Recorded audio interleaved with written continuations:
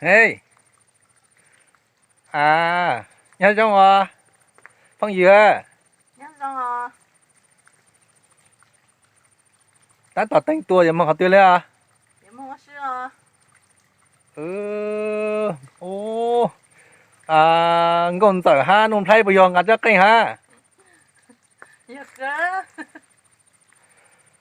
Ơi, hay tật ta lên ơi, ngon tở ha, nôn thay nữa nè, ngon tở ngan nôn thay cho cây số à.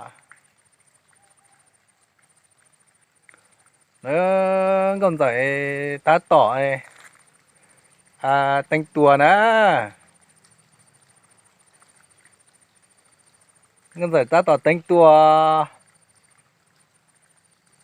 ê nhớ xong phải mua sữa phải tao tao mua sữa nữa rồi ít mua sữa đó nhớ trong đó chúng con sẽ hát nôn play bài nó phải ở xuyên ơi